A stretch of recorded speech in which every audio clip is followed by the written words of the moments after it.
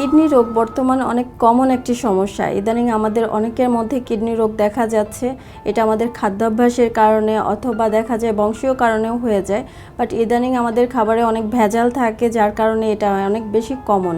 যেখানে আগে 60 বছরের পর আমরা কিডনি রোগী পেতাম, এখন দেখা যায় 30-35-এই আমরা কিডনি রোগী পেয়ে যাচ্ছি। কিডনি রোগে যারা থাকেন তাদের ক্ষেত্রে দেখা যায় খাবার মেনটেন করাটা অত্যন্ত জরুরি থাকে। এটা একটা মেটাবলিক সমস্যা। আমাদের কিডনিটা সাধারণত ছাঁকনি হিসাবে কাজ করে। আমাদের রক্তে যে বর্জ্য পদার্থগুলো তৈরি হয় সেগুলো ছেঁকে আমাদের শরীর থেকে বের করে দেওয়া তার কাজ হয়ে থাকে। সেই সময় তার কিডনি রোগ বিভিন্ন কারণে হতে পারে। সেই কারণ হোক না কেন, যাই হোক, আপনার খাবার মেনটেন করাটা জরুরি হয়ে থাকে, যেহেতু এটা একটা মেটাবলিক সমস্যা। এই কারণে যে খাবারগুলো থেকে আমাদের ক্রিয়েটিনিন বেশি তৈরি হয় সেই খাবারগুলো যদি আমরা পরিমিত পরিমাণে নিয়ে নিই, যেটা আমাদের শরীরে লাগবে ততটুকুই, তাহলে এটা আমাদের কিছুটা নিয়ন্ত্রণ করা সম্ভব হয়ে থাকে।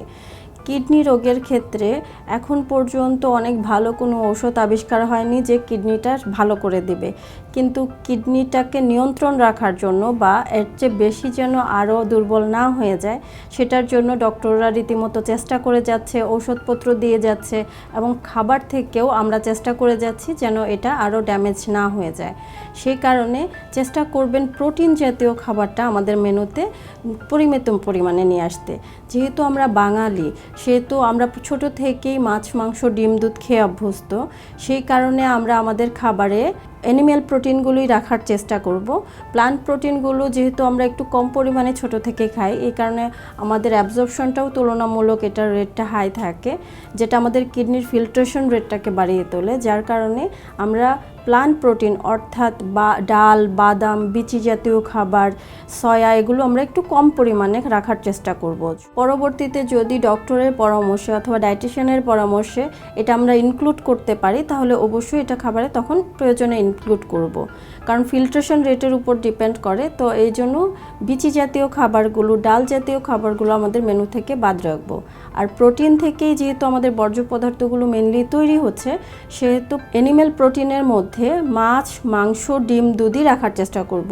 দুধে অনেক সময় ফসফেটের পরিমাণ বেশি থাকে দেখে ফিল্ট্রেশন রেট বাড়িয়ে দিতে পারে। তো অবশ্যই ডায়েটিশিয়ানের অথবা ডক্টরের পরামর্শ ছাড়া আমরা দুধটা প্রথম অবস্থায় নিব না। আগে মাছ, মাংস, ডিম, দুধটাই রাখার ট্রাই করব। এটা থেকে আমাদের পুষ্টিগুলো মেটানোর চেষ্টা করব। এছাড়া কিছু সবজি আছে, যেমন ক্রুসিফেরাস জাতীয় সবজি অথবা কিছু পিউরিন জাতীয় খাবার আছে যেগুলো আমাদের ফিল্ট্রেশন রেট বাড়িয়ে দেয়। সেই পিউরিন জাতীয় খাবার অর্থাৎ অ্যানিমেল যে অর্গানগুলো হয়ে থাকে অথবা মাছের কাটা বা হাড় গুড়, যেগুলো থেকে পিউরিন বাড়িয়ে দিতে পারে, এই খাবারগুলো আমরা কম খাবো। এতে আমাদের কিডনির ফিল্ট্রেশনটা ভালো থাকবে। এছাড়া সারাদিনের মেনুতে আমরা খাবারটাকে 6 ভাগে ভাগ করে খেলে সারাদিনের ফিল্ট্রেশনটাও ভালো থাকে।